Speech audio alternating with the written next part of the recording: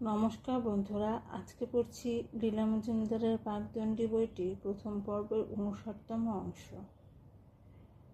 প্রথম উল্লেখযোগ্য ক্রিকেট খেলার দেশি ক্লাব হলো টাউন ক্লাব। 1900 সালেরও আগে, বিশেষ করে বড় জ্যাঠামশায়ের আগ্রহে ও অপরিসীম চেষ্টায় কয়েকজন দূরদর্শী ও চিন্তাশীল বাঙালি মিলে এই ক্লাবের পত্তন করেছিলেন। চারটিখানি কাজ নয় যে একটা গোটা জাতিকে বোঝানো, মাঠে গিয়ে ছোট ছেলের মতো একটা কাঠের চ্যাপ্টা ডান্ডা দিয়ে শক্ত একটা গোলাকে পেটাপিটি করলে কিভাবে কলেজের ছেলেদের উপকার হতে পারে। পৃষ্ঠপোষক অবশ্যই আরও ছিলেন নাটোরের মহারাজা, ভূকৈলাসের রাজা, মালখানগড়ের বসু পরিবারের কয়েকজন মাতব্বর আর অনেকগুলো আগ্রহে অধীর যুবক। এই উৎসাহী যুবকদের দলে আমার বাবা প্রমোদারঞ্জন আর দুই জেঠা মুক্তিদা আর কুলোদাও ছিলেন।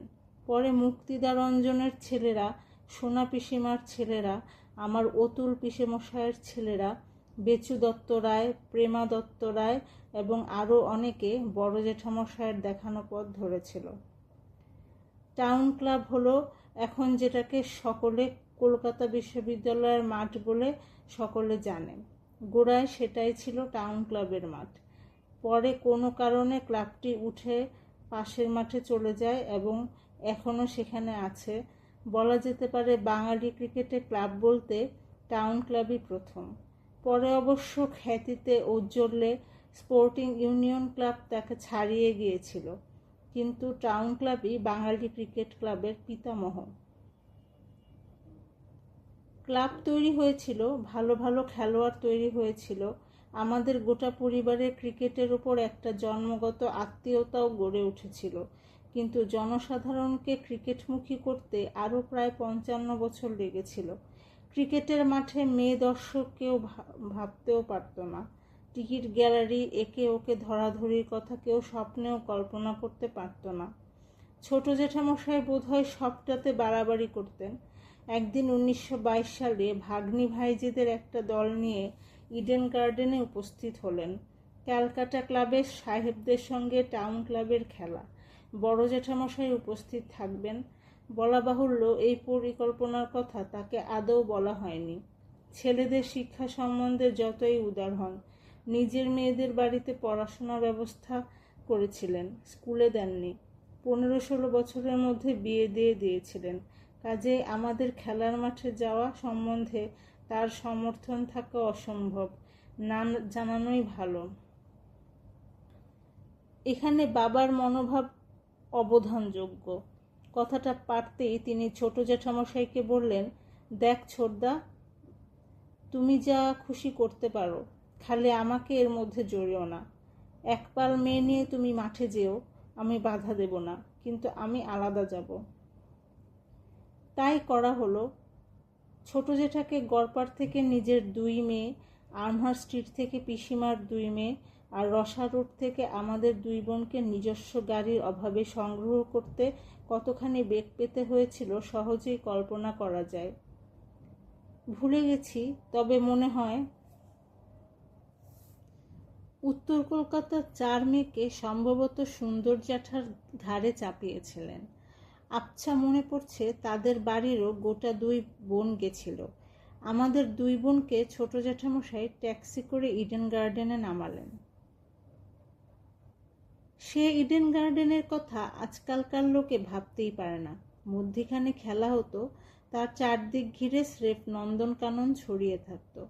যত্ন করে ছাঁটা ঘাস জমি, তার মাঝখানে নিখুঁত পিচ, দেখেও চোখ জুড়োত। কেমন একটা অন্য জগৎ।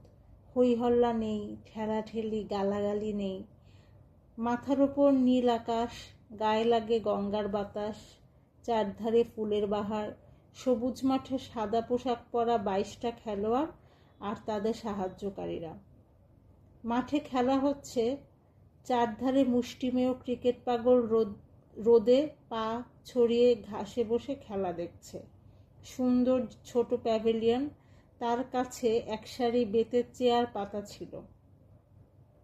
ক্যালকাটা ক্লাবের কর্তৃপক্ষকে হয়তো বলা ছিল, বার্কমায়ার সাহেব মোটা শরীর নিয়ে হাসি মুখে আমাদের অভ্যর্থনা করে বসালেন। তার সঙ্গে ক্রিকেটিং ক্যাপ পরা, সাদা পোশাক পরা সাহেব চেহারার যে দাড়িমুখ মানুষটি ছিলেন, তিনি যে আমাদের বড় জ্যাঠামশাই সেটা বুঝতে সময় লাগলো। বার্কমায়ারের সঙ্গে দেখলাম তার খুব ভাব। বড় জ্যাঠাকে এমন চমৎকার ইংরেজি বলতে শুনে আমরা থ। বার্কমায়ার বললেন, কি পানীয় দেব লেডিসদের? কেউ কিছু বলবার আগেই বড় জ্যাঠা বললেন, নাথিং স্ট্রং, বলে মুচকি হাসতে হাসতে চলে গেলেন, আর সে মুখো হলেন না। ওই বড় জ্যাঠাকে বিলেতে নিয়ে গিয়ে লর্ডসে ব্যাট হাতে দাঁড় করিয়ে দিলেও নিশ্চয়ই ঘাবড়াতেন না, এ আমার দৃঢ় বিশ্বাস। আমরা আইসক্রিম সোডা খেলাম। ছোট জ্যাঠামশাই আমাদের মাঝখানে বসে ক্রিকেট খেলার নিয়মকানুন বলে দিতে লাগলেন।